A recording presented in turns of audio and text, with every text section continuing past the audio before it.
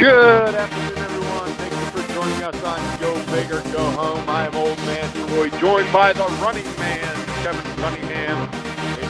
Keep Cunny on Twitter. What's shaking today, my friend? Not too much running. Well, I guess once I got your text at the grocery store just a few minutes ago, then I started running, running up and down the aisle, getting my stuff, getting my food for tonight's dinner. So, yeah, other than that, I don't know. Well, there's no running going on out here in western Pennsylvania either. Actually, though, it's very nice today. Very nice today before we get frigid temperatures. It's going to be a cold one.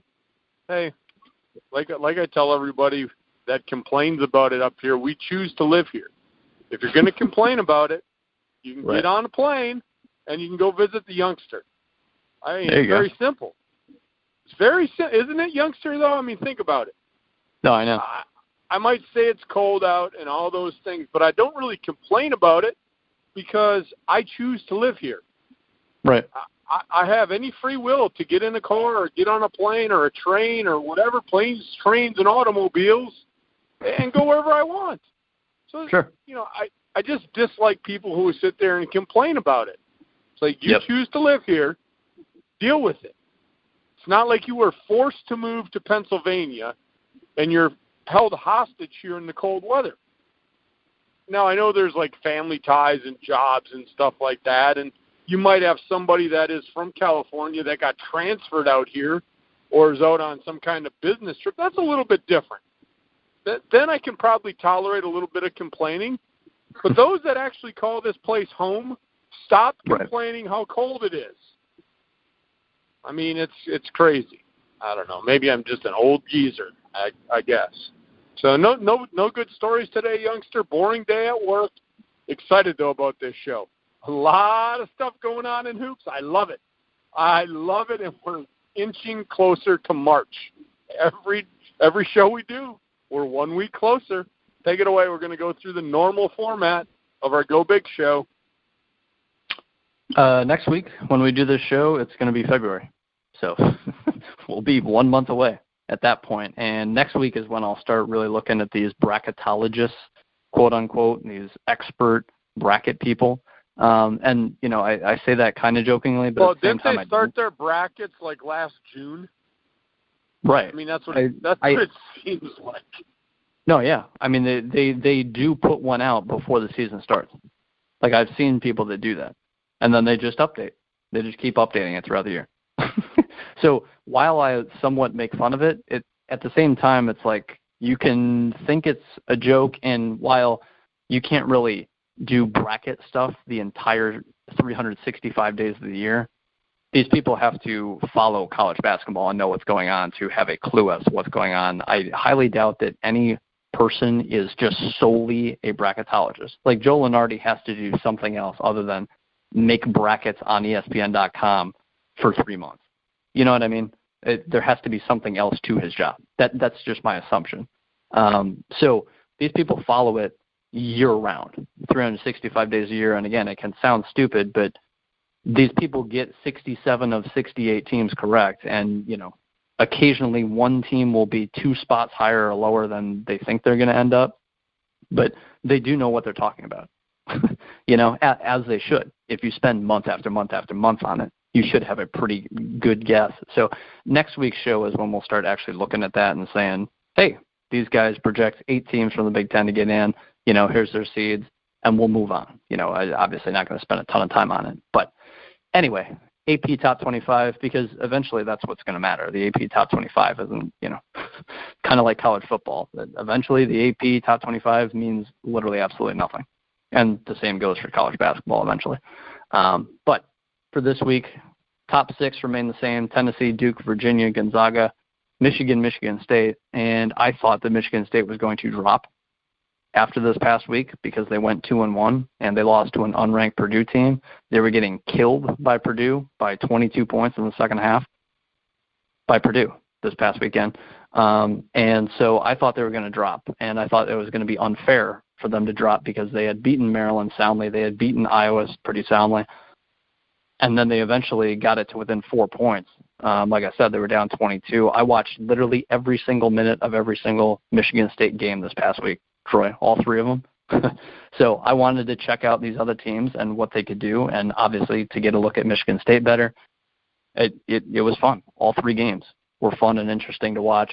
So I've got more in-depth stuff on those games. But well, you know, youngster, how I always will get on the committees and everybody because I call it human bias. Yeah. But this is like the second time or third time this year that I said they've gotten it right. Yeah. We said on the show last week that Michigan State just had a tough run. We Maryland, expected them Iowa, to lose Purdue. one. 3 games in 7 days. Yeah. And for them to stay where they're at, I think they got it right. I really do. And anybody that wants to argue that, find us on Twitter at TroyRobert967, at Kid Cunny, and our show handles at Youngster Old Man. I think they deserve to stay where they're at. Kevin, they had one of those little mini, I almost call it, I can't think of the word, but it's 3 games in 7, not even 7 days, 3 games in 6 days because they started on Monday night. And they're traveling in there too. I mean, for them to lose that last game, to go 2-1 in that 3-game stretch, and for the pollsters to leave them where they're at, I think they got it right this week. That's all I got. No, I think they did as well. So I've been surprised at that. Again, these AP rankings eventually mean nothing, but it's good to see that humans are voting Michigan State still up in the polls just because they dropped a game last week. On last week's show, both Troy and I expected Michigan State to drop one of these 3 games. We weren't going to pick which one.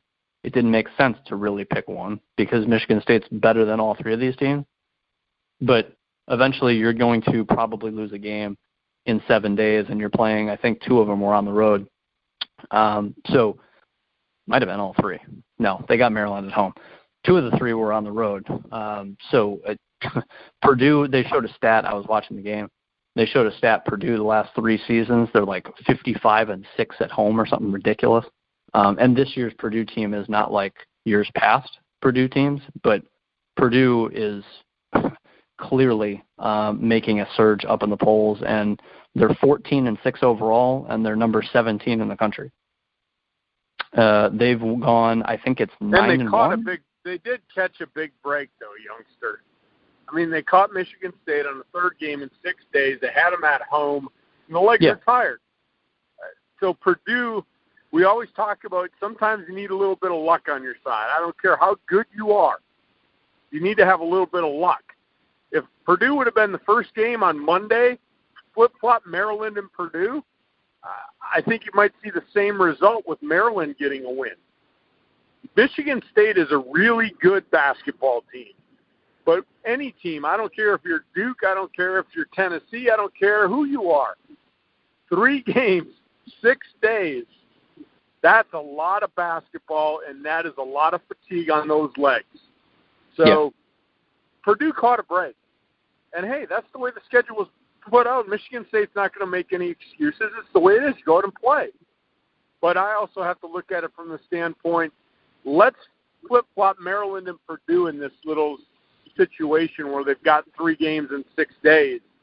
Let Purdue be the game at Michigan State on last Monday night. I'm thinking Michigan State wins that game at home fresh. And then you put Maryland on Sunday at Maryland. I think Maryland wins that game. Michigan State was put in a tough situation having a 3rd game in 6 days. But that's the way the schedule works out. I believe every Big Ten team has a stretch like that. Because you mentioned it last week, the way the schedule is with the expansion this year, every team is going to have that little stretch of 3 games in 6 days. It's just the way it's got to be done. All right, take it away. Yeah, I also want to mention this with Purdue. They're 14-6. They're 8-1 in their last 9. So they're playing better. And if you watch them play a full game, you can see that these guys that are not Carson Edwards have improved. Like freshmen are improving. It's not just, this random junior is having a hot spurt. It's freshmen that did not see the court 10 games ago and are making impacts now. That's what I saw. Purdue against Michigan State, like you said, it is a bit of a break on how the schedule rolled out. But if you look at Purdue this year, again, 6 losses. They lost to Virginia Tech, top 25 team, at Florida State, who Duke lost to. Duke won on a buzzer beater. Purdue went to Michigan and lost. Purdue went to Texas and lost by 4. Purdue lost to Notre Dame, who's historically, at least recently, has been pretty good. Their wins, they've beaten Maryland. They've beaten Iowa by 16. They've beaten Wisconsin by putting up 84 points on the board. They beat Indiana by 15. They beat Ohio State on the road by 12. And now they just beat Michigan State by double digits. So they're really getting better. Their only loss in the last 9 games is at Michigan State. So not exactly a bad loss. This team is not better than Michigan State. This team's not better than Michigan, but they're playing really well. And their next 3 games, they should absolutely be favored to win, and they're going to keep climbing. So this team is starting to, I'm not going to say peak, but they're really starting to get better. It's really not, I personally have called this team basically a one-man show, and Ryan Klein can shoot it. But it's really not that case anymore. Carson Edwards is absolutely the leader and the focal point of this team for sure.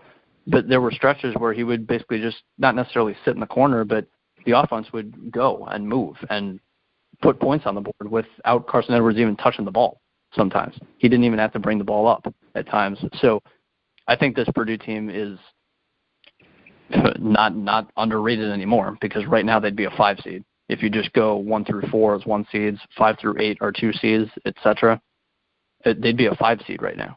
And the way they're playing, that's basically how good they are. So Maryland has kind of taken a bit of a tumble. I'll go through the Big Ten standings in a second. Funny, youngster, how things can change in the blink of an eye. Yeah, 1 week. And now people can call Purdue the 3rd best team in the conference. And, that's the way sports goes. Momentum is such a true thing in the world of sports. And Maryland, and every team has their hills and valleys. And honestly, though, if you look at it this way, Kevin, Maryland got off to such a great hot start here in the Big Ten. They took care of business when they had to. Maybe they're down in the valley right now, but it's in the middle of the season. If they're ever going to go into a valley, right now would be the best time to do it, because you have time to pull yourself out.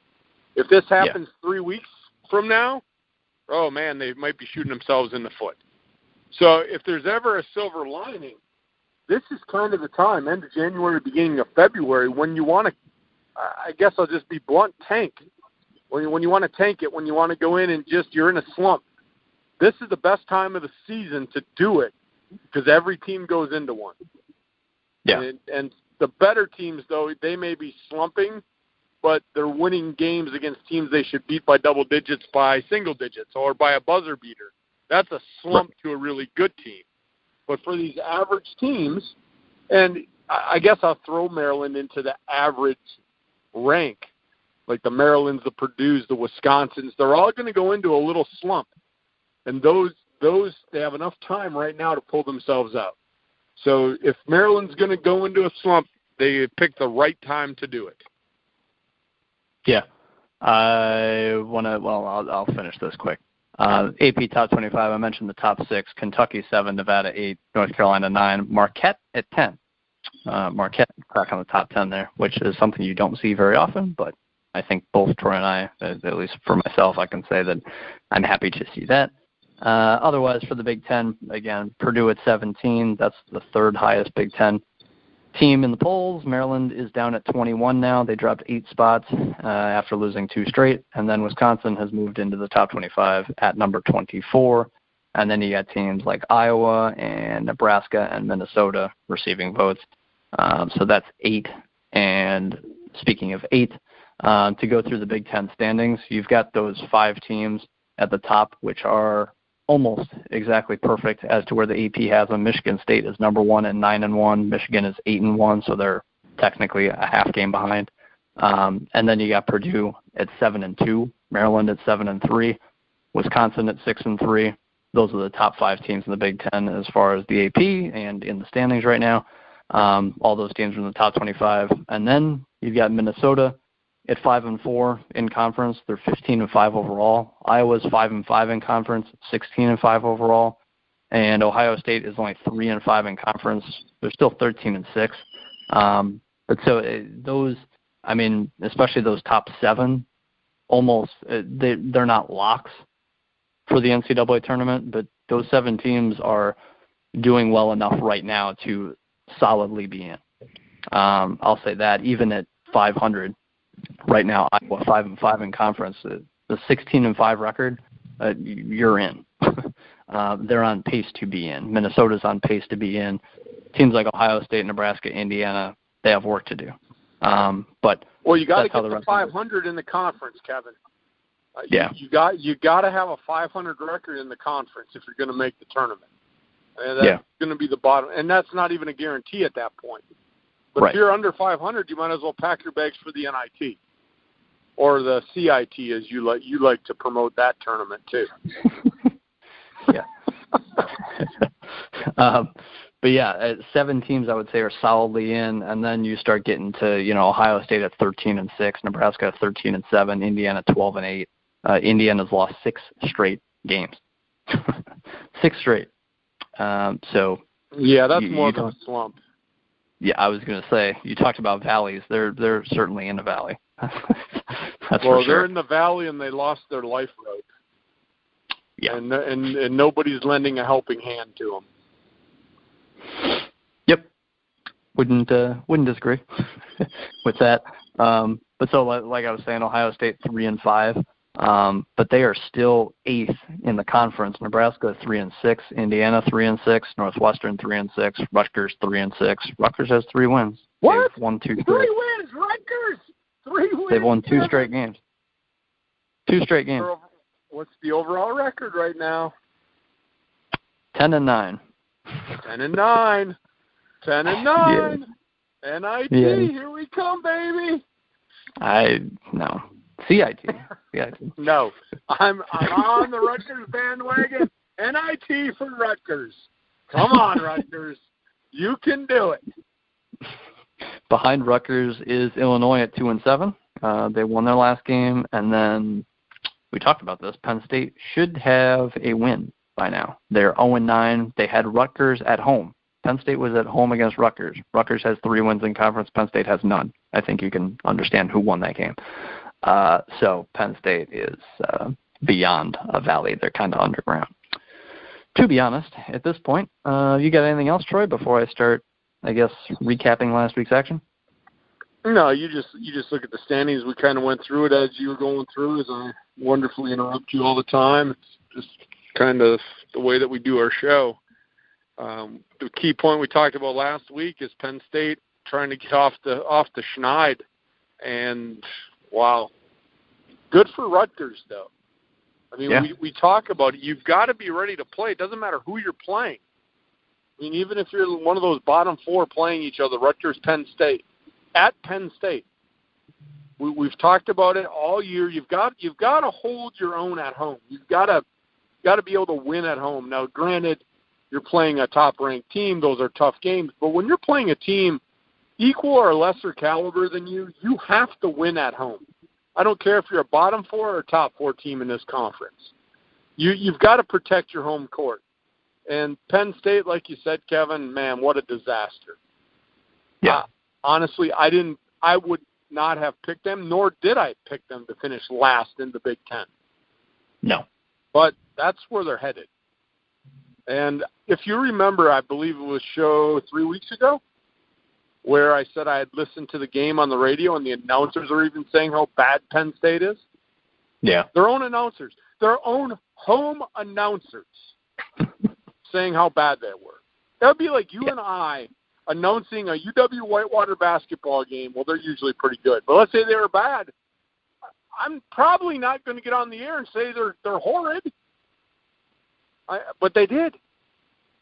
So you know the team is bad when their own announcers, not national announcers, the local Penn State announcers are saying how bad they are. That is pretty bad. You know your team is in disarray when that happens. Rutgers, Kevin, 3 wins. That's probably about where I thought they would max out. And they still have 12 games to go. They could sneak 11. another 1 or 2. 11 games to go. No. And I know I'm sitting here jumping on the NIT bandwagon. And the reason I do that, I'm actually not joking, folks. I think for a Rutgers program, an NIT bid, Kevin, is almost like getting a bid to the national tournament. Yeah. Almost like being in March Madness. If Rutgers could get an NIT berth. And I'm not being facetious. I'm not being sarcastic. I really want Rutgers to get into a postseason tournament. I think it would be great for the conference, for teams of that stature, to be able to do some things and help just to make the conference better. You mentioned a couple of the other teams that are struggling right now at 3-5, 3-6. Those are good teams. Those are teams that we thought might have a chance to get into the tournament. Yeah. But it goes to show you that the middle of the Big Ten is very competitive. I know people may not say that the Big Ten is the best basketball conference. Fine. I'll listen to your arguments. But that's fine. They're second, though. There's no debate. I will give you every one of my facts as to why it is. Because when you can go 10 deep and number 10 can battle with, I'm not sure if number 10 can battle with Michigan or Michigan State, but number 10 can battle with 3. If Indiana got hot, they've got shooters, they've got players, they can get up and down the court, they can play. I think Indiana on any given night could play with anyone if they got hot. The 10th team in the conference could pull an upset off one of the top 4 teams. Yeah. And right now Wisconsin's 4. Or no, they're 5th. Indiana could beat Wisconsin, Kevin. I mean, they could. And so all of a sudden, is there that big of a discrepancy between 5 and 10? In my mind, there is a difference, but not a big one. And Purdue's not a 3. Big one. Purdue's 3. And Maryland just lost. I think I'm pretty sure Maryland lost to Rutgers. I mean, that was the easy third choice in the Big Ten a week ago, and they lost to Rutgers. I'm pretty sure. I've got to double check it, I guess, but I'm 90% sure they lost to Rutgers. Yeah, so going back to my point with Rutgers, Kevin, a team that, Illinois. I would love for them to get in the postseason.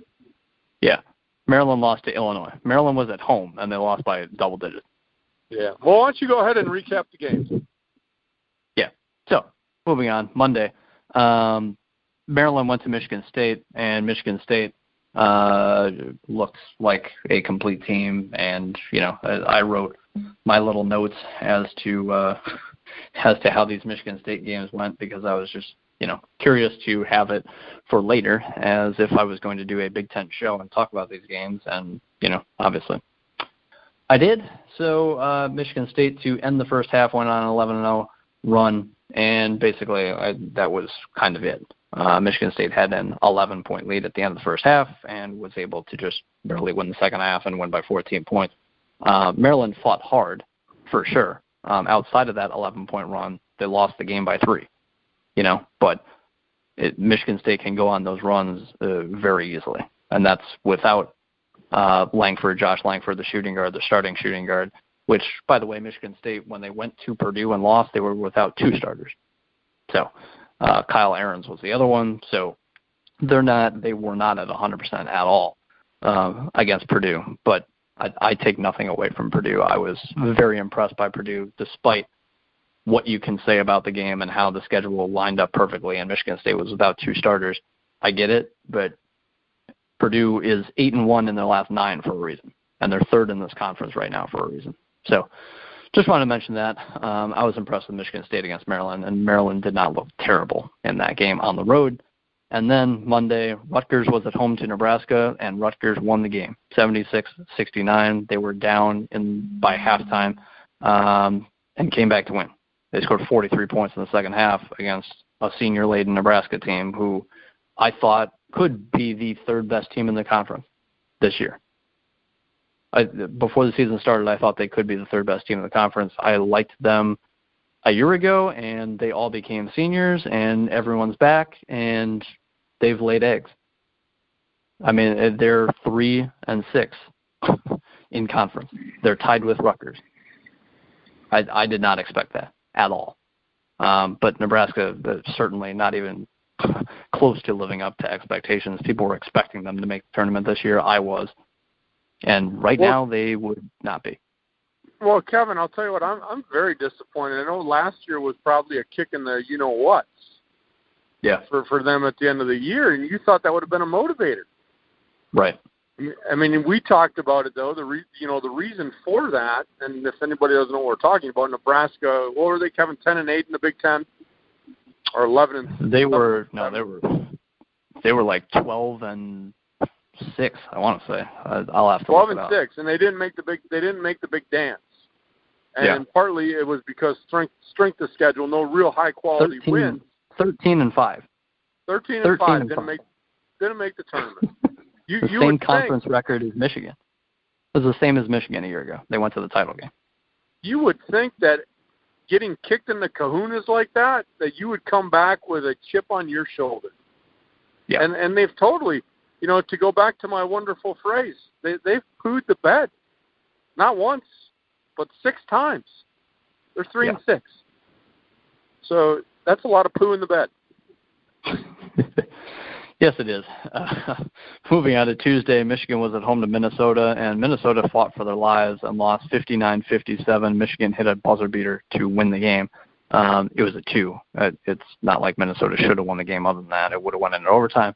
But Minnesota on the road there fought very hard. We'll mention Minnesota later in the show in just a bit for a different reason. But, Minnesota fought hard, and Michigan is struggling to score. They're winning games, but they're struggling offensively like they were not struggling, a month ago, 3 weeks ago. So like I said, Kevin, even good teams go into slumps, but the good teams find a way to win. So You look at that, they won the game. Michigan's still slumping a little bit right now. And again, a good time to slump. But that defense is so dominant. I mean, it really is. And they can get away with a scoring slump. And that's how they can win games, because their defense is so good. Those teams that don't have good defense, when they go in a scoring slump, boop, over, demolished, that's Indiana. Double-digit loss. Yeah. That's Indiana for you. That's right. Their calling card is scoring, and they're not scoring. So loss. That's how that goes. Otherwise, on Tuesday, Northwestern at home to Indiana, like I just mentioned, they scored 66 points. That's not going to get it done. Northwestern won the game by 7. I've got nothing more on that. Me neither. Indiana's just not playing up to their potential, to be honest. On Wednesday, Purdue traveled to Ohio State, and Purdue won by 12. And Carson Edwards had 27 points, but again, these freshmen are stepping up, and the role players are stepping up, not just freshmen. It's multiple freshmen, but their other guys are improving and getting the court and playing significant minutes and playing well. You saw that against Michigan State, which we haven't gotten to that game yet, but Purdue is obviously trending in the right direction. Ohio State, obviously not, but also, Wednesday, Wisconsin went to Illinois, and this was one of those interesting pace games as opposed to in terms of how it would go, because Illinois wants to run up and down the court, and Wisconsin slowed them down to 60 points. And Nate Rovers had 22 points, 10 rebounds in this game. It's one of the few times you don't see Ethan Happ as a quote-unquote top performer when just looking at, a box score and headlines. Illinois was down 2 at halftime, but Wisconsin, did their thing and held Illinois to 60 points, which is exactly what Illinois does not want to have happen. Not that teams want to score 60, but Illinois wants to score 90, much more than Wisconsin does. That's just the brand of basketball they want to play and the tempo that they're comfortable playing at. You got anything more there? I'll throw out something about Wisconsin here because it kind of fits in with this game. That team, Kevin, watching them, when they can set the tempo and they're efficient on offense and they're out-rebounding their opponent, they can be a top 20 team in the country. Yeah. And the problem that I have with Wisconsin is, though, we talked about it with Purdue, and I'll mention Purdue. Didn't chime in. I'll chime in after we talk about Purdue, Michigan State. But you'll kind of get a little foreshadowing. With Wisconsin, you got Trice, and if you remember last week, I mentioned how important I thought Trice was in the Michigan game, even though you look at his box score, and it was horrid. You look at the box score, and you're like, he didn't do anything. Those guys that step up like that in that Wisconsin offense, they don't have to be sharpshooters, but they have to do enough to keep teams honest and keep them away from Hap. Because if you can double down on Hap and you don't let Hap get going in the post, then you can pretty much control Wisconsin. Even if they've slowed the tempo down and they slowed it down to their pace, if you can't have somebody open the floor up from the outside and they can then key on Hap, the Badgers are done. They're done.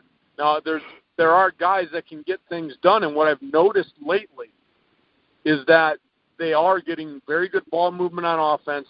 There are guys that are willing to take shots. There are guys that are confident, but I think the real key to Wisconsin's success right now, Kevin, not only that defense that's slowing the tempo down, they're rebounding the basketball. They're not giving a lot of second chances. Second chance points in college basketball, I think, is a stat that is very well overlooked by a lot of people. But you look at all the good ones, Kevin, and you can probably even comment about your Duke team. Second chance points. When teams get another possession, that's how you control games. And what Wisconsin is doing is a lot of one and done. They're not giving up a second or a third possession. And in that case, even if you're not efficient on offense, but you're holding the other team to one possession, you've got a really good chance to win a basketball game. And I think that's what Wisconsin is doing really well right now. They're rebounding the basketball on the defensive end, and on offense, they're getting some offensive rebounds to extend their possession. So, they might only score 60, 65 points in a game, but if they're limiting other teams, they're going to be a tough out in the national tournament. Now, again, there's a month to go, but I'm real excited right now about this Wisconsin team. I don't think it's as talented as those other teams that made a Final Four run, but I think team basketball-wise right now, they're playing very good team basketball. That's all I got on Wisconsin.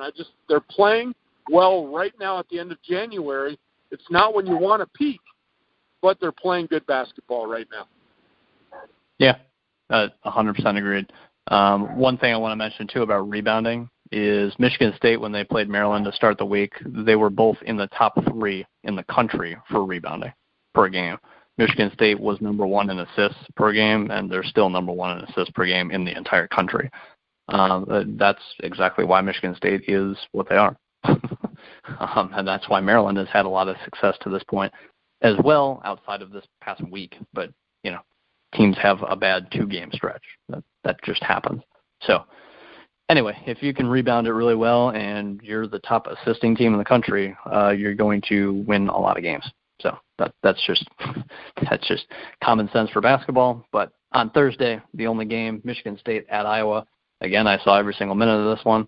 I came away very impressed by Iowa. There's a reason why Iowa was playing really well up to this point. They were 16-3 before this past week. Now they're 16-5. They dropped 2.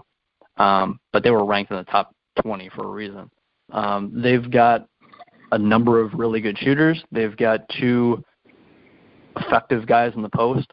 I like a lot about this Iowa team because they're a very, how do I put it? I guess just of the times basketball team in the sense that they shoot a lot of threes and they've got a couple post guys that can dominate. And if you do anything other than shoot threes, when you can have a bunch of high-level shooters and you've got 2 really good bigs, why do anything else? It's the Houston Rockets way, so to say, that either live in the paint or drain threes. If you're open, take the 3, and we've got a number of guys that can shoot it, or even if we miss, we can still have a good shot at rebounding it, to bring up Troy's point, or just feed the post. There are not there are probably 10 teams in the country that could effectively guard Luke Garza on the inside and Cook on the inside. Those two guys are very good players on the inside. And then you got guys like Moss and Wieskamp and Bohannon and McCaffrey, and there are a number of guys that can shoot on this team from, the logos at midcourt. So that's why Iowa's had a lot of success this year. Also, when watching this game, I saw that there was a stat brought up about Iowa's defense and how atrocious it was a year ago and how above average it is this year. That's really the huge difference. There's, players have gotten better offensively, but defensively is where this team has taken another level, really. And so that's why they're an NCAA tournament team. There's basically no doubt in my mind about it, despite losing 2 straight. That's an NCAA tournament team. Well, that's where I'm going to jump in, Kevin, right now with Iowa. They lose 2 straight, and this goes to my argument about why the Big Ten might be the best basketball conference in America. Yeah. They lost 2 games, but that's because 1 through 10, you can lose 2 straight. You can drop both games in 1 week. It's that easy in this conference. I mean, even, again, you're playing the bottom 4. You've got to go out and play. And so the thing is, though, in this conference, losing 2 games in a row, some people might all of a sudden just start erasing people, but I don't think you can do it in the Big Ten. Because you look at that loss to Michigan State, that's not a bad loss. It's not a bad loss at all. So you got a couple top 10 teams at the top. You got top 25 teams right below them. And then you've got a whole bunch of other teams that are right in there that are quality teams. So It just goes to show why the Big Ten is the best college basketball conference in America. Because Iowa drops 2 straight, drops into what, 6 in the conference, Kevin? 7. 5, 6, 7. Yeah, 7. 7. I think they're better than the 7th best team in that conference. I might even put them better than Wisconsin. But Wisconsin, they're 6-3. Is Iowa that much worse at what are they? They're 3-5, I believe, right? No, they're 5-5. Iowa's 5-5, correct? Yeah, so, a game and a half back. Are they a game and a half worse than Wisconsin? No, I think they're both equal. It just goes to show you that you can lose games in the Big Ten doesn't mean you're a bad team. So Iowa, to me, is a very good team, and it's going to be tough to beat a Michigan State. I mean, no matter where you're playing. You play them at home or on the road. Michigan State is a quality basketball team. Just wanted to throw that out there. Yeah, Iowa was up in this game at halftime. Iowa was up 8 with 16 minutes left, and then Michigan State went on a 24-2 run in 5.5 minutes. 5.5 minutes is basically a TV timeout. Like, you go from the 16:30 mark down to the 11 mark. Oh, there's a foul. Oh, okay, there's the next television commercial. And it was a 22-point swing. That was the entire game. I don't think I said it, but Iowa lost 82-67, and it looks bad. But if you watch the game, I mean, they controlled Michigan State for 24 minutes. They were up 8. They were playing really well. And then Michigan State just went on a run. And that was it. Game over. So, Michigan. I thought Michigan State was going to end up losing the game when I was watching it. But obviously did not happen, which goes to show the resiliency and just how good Michigan State is. On Friday, talked about Indiana and how they want to score the ball. And the only game on Friday was Michigan traveling to Indiana. And I thought this game could be interesting because I thought Indiana could shoot the ball and get hot. And with Michigan struggling offensively, it could be an upset alert. But Michigan won 69-46. It completely clamped down Indiana on the road and won by 23 points. I've got nothing more on the game, but I thought that had upset potential to it. I thought Michigan would win the game, but I thought the upset potential was there, and Michigan just played defense. And so 46 points, Kevin. They score more in high school. Yeah. They score more than 46 in high school. Indiana's got a guy that is probably going to go top 10 in the draft. this year, a freshman. They've got talent. And Juwan Morgan's a very good player as well. They've got talent. They're just not winning games. They're not scoring. So, anyway, Michigan's just that good defensively, realistically. Saturday. Well, if you think about that, Kevin, 46 points, right? How long is a college basketball game? 40 minutes. So they didn't even make one basket every minute. Right. I mean it wasn't even. They weren't even close to a point and a half every minute. That's only 60. Team scores 60, and that's a low point total. Yeah, 60 points is like, man, what happened to your offense? Your offense is terrible. Right. Yeah. 46. Woo-wee. That's like pooing the outhouse. That's not pooing the bed. That's what you see Virginia. As I was going to say, Virginia holds teams in the 40s almost fairly regularly. That's what Michigan can do. But anyway, Saturday, Illinois went to Maryland. Illinois traveled to Maryland and won 78-67. So Maryland had arguably the upset of the week from the Big Ten there, getting their, third win? Second win in the Big Ten. So, Illinois, they scored 48 points in the second half. I haven't looked at the box score yet, but I'm sure they shot well from three, and they didn't. I wonder, Kevin, how much that loss early in the week to Michigan State played on the minds of Maryland. Yeah. Because they were off to such a blazing start, and they thought they were so good. And they were. And they were getting the recognition. And then they went, and I don't want to say that they got, embarrassed by Michigan State, but they lost. And you have to wonder how much emotional toll that loss took on them. And then rebounding with Illinois, like, we can take care of business with Illinois. That we'll just show up and play. Right. And you and I have both been athletes, and I've been in those situations before. You have a big rival, and I don't want to say Maryland, Michigan State is a rival, but it was a big game. You're playing against a top 10 team, and you're laying all your blood, sweat, and tears out on the court, and you lose. Then you got to come back, and you're playing, I guess what you would consider, we consider Illinois in the bottom four, so I guess you consider it a cupcake, right? Yeah. So where is the emotional uplift that you need at this point? You're like, we're emotionally drained from that loss, and now we got to turn around, and people will call these trap games or whatnot.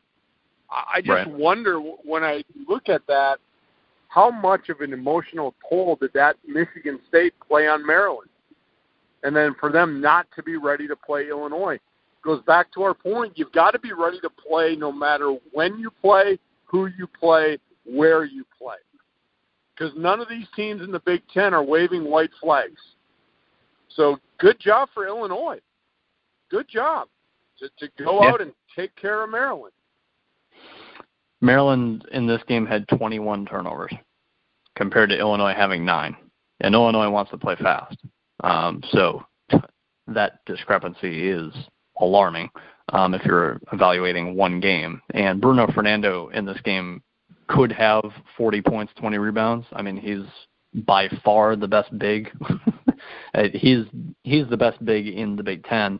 To me, I think Ethan Happ is right there with him. But Fernando, I guess from a physical standpoint, Fernando is more imposing. And I'm not going to say Fernando is better than Happ, but they're easily the two best bigs. And people, like Nick Ward, and, there are other bigs out there in the conference, but Fernando would have been a first-round pick in the NBA last year for a reason, and he's going to be a first-round pick in the NBA draft this season. I'm assuming he leaves this time around. But he should have dominated more than 19 and 10.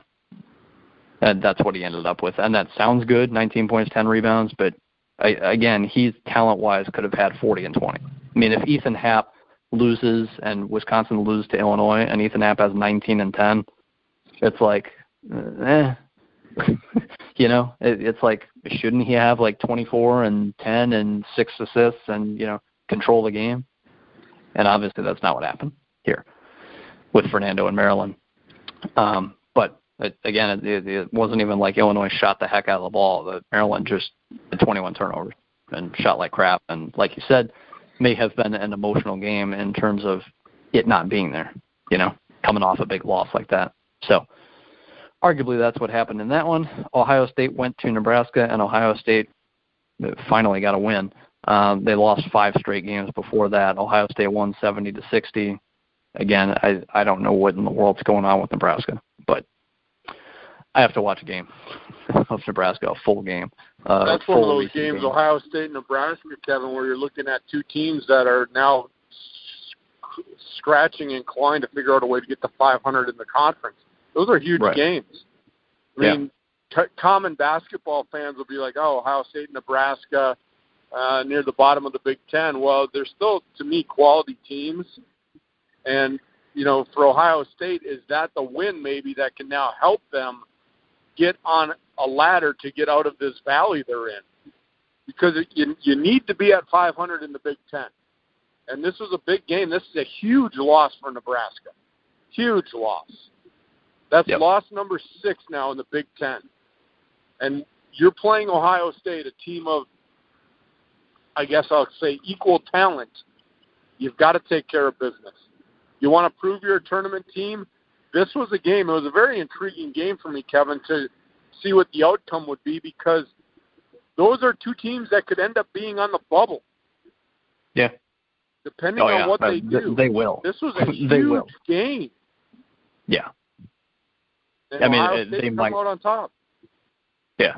They might not end up on the bubble, in terms of tanking and not even really getting a shot at the NCAA tournament, but they're both bubble-worthy teams at the least. And, they just haven't played well to this point. And if Nebraska goes 7-4, the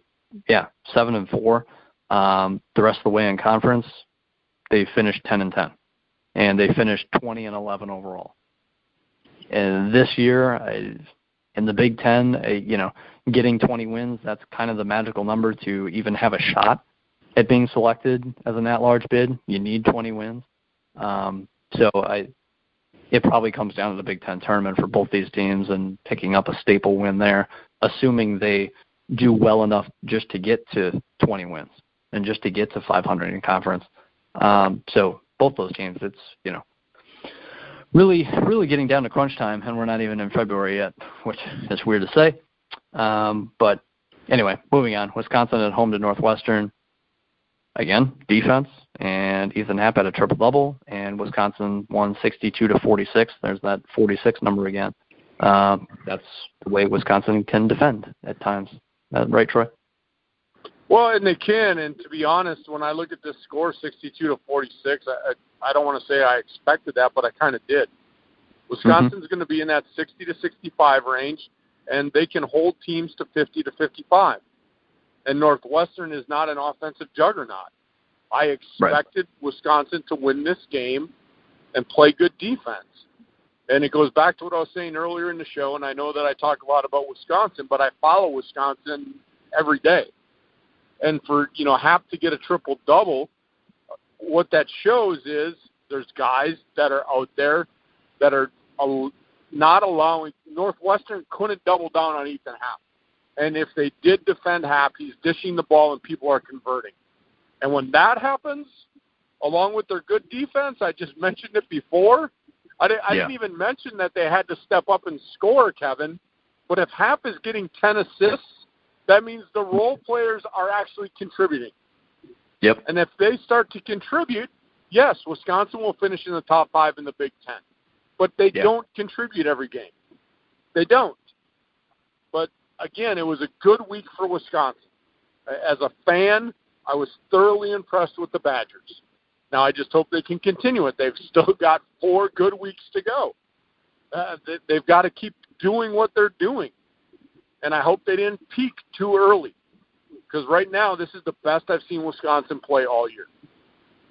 Yeah. Wouldn't disagree. Rutgers went to Penn State, like we mentioned earlier. Rutgers got the win there. It was 64-60. Doesn't sound sexy, but Geo Baker had 20 points in that game to lead Rutgers. And was it a sexy game to start with? Oh, yeah, of course. Well, you DVR'd that one, right? No, I did not. Like I said last week, that was not getting DVR'd, so I can't, other than surface level box score reading, I can't really break this one down. Here, let me break it down for you very quickly here. Rutgers shot 43% from three. Rutgers shot 43% from three. Penn State shot 25%. There's your breakdown. Yeah, that's all you need, really, honestly. Looking across the board, things were pretty even outside of three-point shooting. Well, there you go. Rutgers wins by 4. Ta-da. Disservice to both those teams, and, I'm joking about recapping that game, but seriously, I mean, when two even-level teams play and one team shoots good from three, the other shoots very poorly, what do you think is going to happen? That's yeah, we can move on. Sunday, Purdue at home against Michigan State. Purdue was up 19-6 9 minutes into the game. Again, they hold Michigan State to 6 points in the first 9 minutes. That's really I haven't said his name on this year's show, I don't think, but Nogel Eastern is the backcourt mate of Carson Edwards, and Carson Edwards is an NBA scorer, and Nogel Eastern is an NBA defender. He's 6'6", and he's a guard, and he can basically defend anybody because he's thick. He's not a beam pole 6'6" guy that can't defend in the post. He can defend in the post as well. He's the best defender in college basketball that I've seen this year. That includes Duke. That includes my favorite team, but that includes anyone that I've seen. He was a really good defender last year as a freshman. He's a sophomore now, and there's a reason why Cassius Winston struggled for a large part of the game, and that's why Tom Izzo knew he couldn't really go to his backup point guard to give Winston a blow. I think Winston, I'll bring up the box score, but there was like a 2-minute window where Winston went out, and that was it. 1-minute window. He had 39 minutes played in the game. Tom Izzo didn't trust his backup point guard in this game because he knew he was going to get eaten alive. And Carson Edwards can play defense as well. He's not he's not James Harden. He can play defense as well. I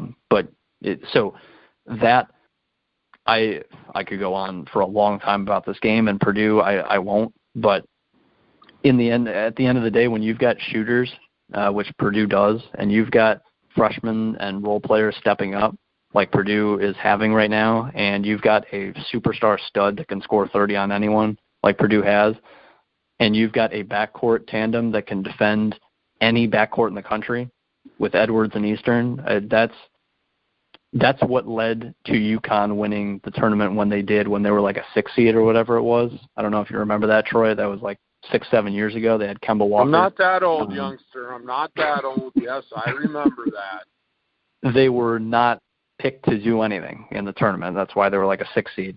And they won the whole thing because they just locked everyone up defensively, especially in the backcourt. Like they just locked them. Amazing how defense can win championships. Yeah. They just had a complete defensive run. And Kemba Walker had his clutch moments and whatnot, but that team was the backcourt just locked down every other backcourt they faced in March, and that's how they won. And you got to have more than defense. Just ask Virginia. You got to have more than just defense. But I say that, I make that comment, if you have any resemblance of defense with a very good offense or even a good offensive run in March Madness, you're going to make a deep run. But it all starts, you've got to have a complement to your good defense. Go back, and anybody that's listened this deep into the show has heard me twice now talk about Wisconsin. They can play very good defense, but sometimes they struggle offensively. So how do they combat that? They've got to limit teams to one and done. And I guess I'll just throw my 2 cents worth in here on Purdue. I didn't before. I mentioned on this show numerous times, the way to beat Purdue is shut down Carson Edwards because nobody else is stepping up on that team. That was their early season woes. Shut down Edwards, you beat Purdue. Now, like you said a couple of times today, guys are stepping up. Edwards doesn't have to be the focal point. You're going to make him the focal point because he's that good. Yeah. But now if you have other guys that can contribute offensively, defensively, then that makes them tough to beat. Because now, again, like I said with Wisconsin, you can't double down on Ethan Happ. You can't roll your defense to Edwards. You can't just go to stop him. You now have to stop the role players. And again, Kevin, these role players don't need to score 20 and get 10 rebounds. 8 points, 7 points, 10 rebounds, things of that nature. You don't need to be another superstar to take pressure off of your guy. I mean, that's all they need. They need 8 to 10 points out of these guys, a couple of key baskets to loosen up defenses to say, hey, you can't just shut down Edwards because I will take over this game. They didn't have that early in the season. And now, I mean, do we want Edwards to go out of the game? I mean, if they lost Edwards, I mean, the team would be in trouble. Sure. But in the flow of a game, when he's in the game, they now have other guys that you have to worry about. You can't just key on Edwards. So right now, and I mentioned before, how the scope of the league changes from week to week. This week, Purdue is the hot hand, and right behind them I put a little bit of a Wisconsin team. And I got to put Michigan State in there too. You got 3 teams that are playing really good basketball at the end of January. But next week when we do this show, we could be saying, hey, Wisconsin pooed the bed. We could be like, oh, Purdue is just average now. That is the scope of this league, and I love it. That is what gets me excited about Big Ten basketball. Who would have thought, Kevin, that at the end of January, beginning of February, and be honest with me, that we'd be talking about Purdue and Wisconsin being in the top 5 teams in this conference. Right. Now, they may not end up there. They may not end up there. But right now, about halfway through the season, Purdue and Wisconsin are in the top 5. And who would have thought Maryland would have been there? I don't know. I mean, we looked at it. We had Iowa a lot higher than where they're at. So, again, and it could all change next week on this show. Iowa could run off a few wins and be 7-5. Who knows? Wisconsin could lose 2 and be 6-5. I mean, there's a lot of things that can happen from week to week. That's why I love this show. Yeah. Purdue was up in this game, by the way, to finish this off. They were up 55-32 with 12 minutes left. So they were killing them. And then Michigan State got it down to 4 points. So Michigan State was right there. They just couldn't complete the insane comeback. Then it would have been Nojel Eastern is a 50% free throw shooter. He's a bad shooter. He is. He's an elite NBA defender in my mind. But he's a bad shooter. That's just what he is. And he made 6 straight free throws when they were fouling him intentionally late in the game. That's what Michigan State decided to do, and it completely bit him in the butt. So that's just the way the game basically ended, and for Purdue to, get the 10-point win there. But Carson Edwards in this game, 4 of 19 from the field. And Purdue at one point was up 23 points. That goes to show what these other guys are doing. Travion Williams is a freshman who wasn't even playing basically 10 games ago. Now he's making a significant impact in the paint. Klein has always been an elite shooter. He made 5 threes in this game. Eastern, 12 points, 11 rebounds, elite defender. Wheeler coming off the bench as a freshman, 11 points. Matt Harms coming off the bench, 10 points, 8 rebounds. He's a monster in terms of size. So this team has pieces around Edwards that are playing better. And, again, Edwards was 4 of 19 in this game, and they led Michigan State by 23 points. There's nothing more you have to say. Good job, Purdue. I'm looking at the time, youngster. We're about an hour in. Let's go through next week's schedule and see what we got on tap, what interesting games we're going to be able to talk about next week. I'm not going to add much about the games. I may throw a little tidbit in there, but let's take it away. Let's look at next week's schedule. The final game on Sunday first. Minnesota was at home to Iowa. Minnesota won 92-87. Minnesota is making everything possible, and Iowa wants to play in the high 80s, 90s. It wasn't like Iowa, was playing poorly, but defensively, Iowa had a last season performance. in this game. And Minnesota was just knocking everything down. They won by 5. So that's how Iowa has gone on their big skid, so to say, is that they lost to Michigan State after outplaying them for 24 minutes, and then they lost to Minnesota putting up 87 points on the road. So, that can happen in this conference. Tonight, Monday, 0 Big Ten games. Tomorrow, Tuesday, the 29th, January 29th, Maryland at home against Northwestern. Maryland should start to right the ship right there. Nebraska is at home to Wisconsin. That's an interesting one because I think huge game for Nebraska. Yeah. And I'm a Badger fan. I'm a Badger fan, but we do a Big Ten show, so I'm not being biased. This is a make-or-break game for Nebraska, Kevin. They lose this game to Wisconsin, they now fall to 3-7 in the Big Ten. At that point, I would start putting the fork in them. Yeah. Now they have to go 7-3 the rest of the way. Not happening. Not in this league. This is a must-win for Nebraska, and that's coming from a Badger fan. I want the Badgers to win. Don't get me wrong, but for the sake of this show, Nebraska needs to win the game if they have any hopes of getting in the tournament. That's all I got. Yeah. Michigan at home to Ohio State. Huge rivalry in football. I think Michigan not probably, so much in basketball. Not now, Michigan, anyway. Yeah. Michigan probably holds them to. I want to say 40. What are you going to call? Call it, youngster. Call it and put it on Twitter. Stick to it. What do you think? I'll say 40s. We'll go with that. Yeah. 51, we'll say I say. Mark this down. See how close we are. 51, I say. Okay. Hold on. Let me mark them out. Michigan holds Ohio State. Here we go to 40s. Troy says 51. All right. Let's move on to Wednesday. Save. There we go. That's today's technology for you. Wednesday, Indiana at Rutgers.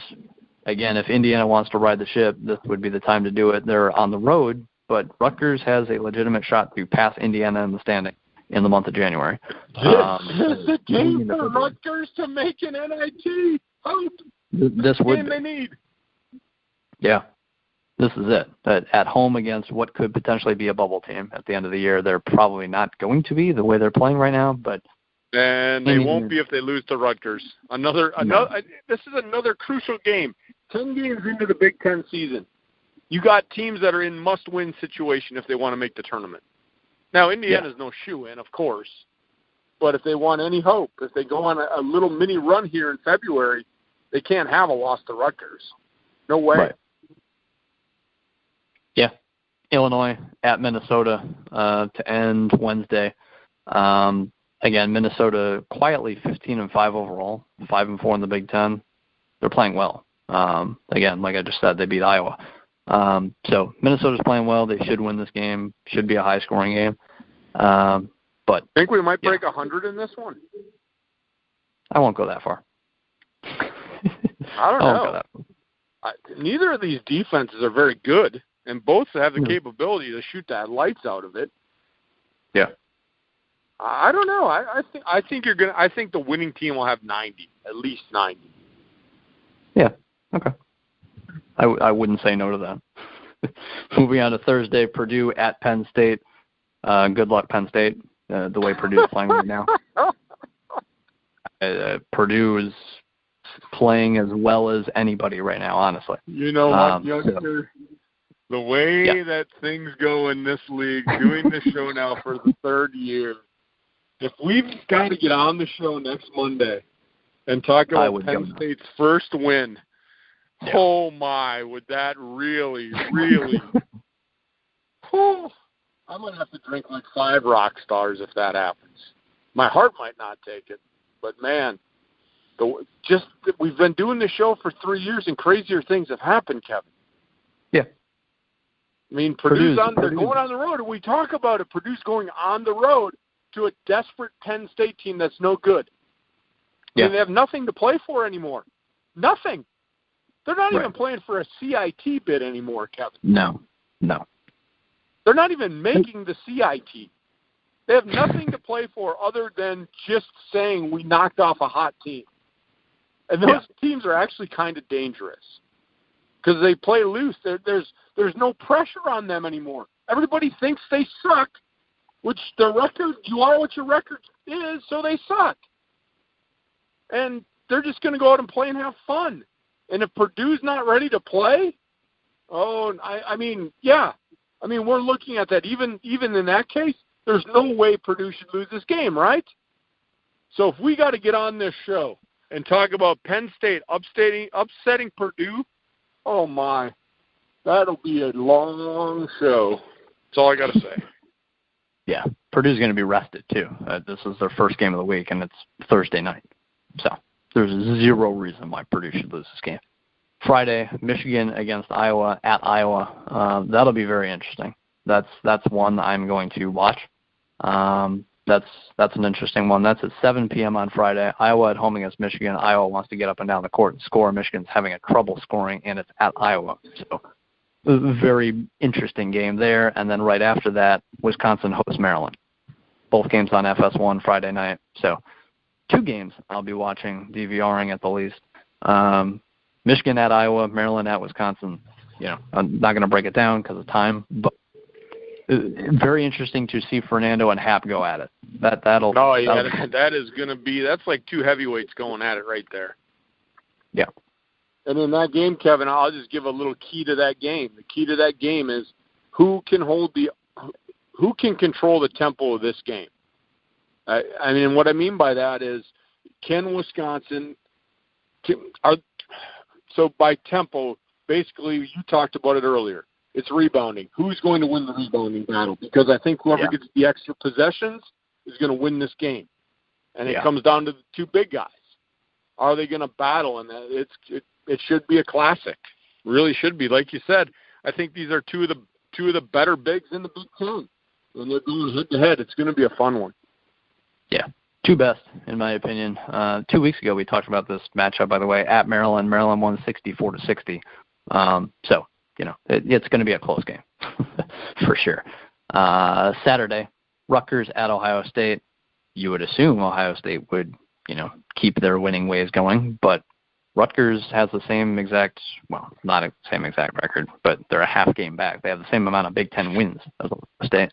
So, would be another huge win potential there for Rutgers. And Nebraska also travels to Illinois. Nebraska, this is a huge week for Nebraska. As dumb as it may sound, if they can beat Wisconsin and then go on the road and beat Illinois, things would look a lot better at 15-7 and 5-6 in the Big Ten, as opposed to 4-7, 14-8. That's, if Nebraska can be 2-0 this time next week, that would be huge. If not, like you said, may start having to stick the fork in them. Indiana at Michigan State, that's going to be very rough for Indiana. I'll say that. Nothing they might as well get the bandages out now. Sunday, because Michigan. Here's the thing with the way the schedule works out. Michigan State they basically got put through the ringer last week, right? 3 games in 6 weeks. Now they got a week to rest. They've got a week, right? They don't have another game during the week. I believe you're correct. I'll double check it right now. I think if I was looking at it correctly, I believe they have a week off. Yep. Man, you just get the first aid kit out and put it under everybody's seat, because they're going to get knocked around. They're going to get physically beaten. I mean, and Michigan State is coming off a loss. Right. Good luck. Good luck. That's all I got to say. Sunday, wrapping it up, only game at noon, BTN, Minnesota at Purdue. Probably a much better game than what the average fan would think, because, again, Minnesota's playing good basketball. Purdue's playing very good basketball. Purdue's at home. They should win the game, but Minnesota has proven they can beat teams like Iowa, and they can score 90 points. And so, if Carson Edwards goes 4 of 19 again, maybe Minnesota pulls the upset here. And we could be talking about Minnesota after this past week. What do they have, 2 games this week? Let me check. Yep. Yeah, they play Illinois. They play Illinois and then at Purdue. So if they pull an upset at Purdue Sunday to end the week, we're talking about Minnesota this time next week. Yep. 17 they'll probably have 7 vaulted into the top 5. And right now, the landscape of our show is basically finding out who these top 5 are. Because what it's going to look like to me, Kevin, and correct me if I'm wrong, and I know we want to let the listeners go. We're well over an hour. It's looking to me that right now the Big Ten, no matter what 5 teams are there, probably 5 teams from the Big Ten are locks to get into the tournament. Yeah. Yep. I would agree 100%. For me, 7 of them look very good right now. But yeah, that 5 is a lock. I don't think we've seen fewer than 5 ranked in the top 25 this year. I don't think. Yeah. And I want to go back quickly to this Minnesota-Purdue game, Kevin. You remember I spent a little bit of time on Purdue-Penn State? Jokingly, if Penn State wins that game, we talk about trap games. Look at Purdue's schedule, Kevin. I know they're, 9-1 in their last 10 or 8-1 in their last 9, right? Yeah. You've got Minnesota lurking on Sunday, the only game in the Big Ten, kind of the marquee matchup. And in the middle of the week, you're traveling to Penn State, a team that hasn't won a Big Ten game.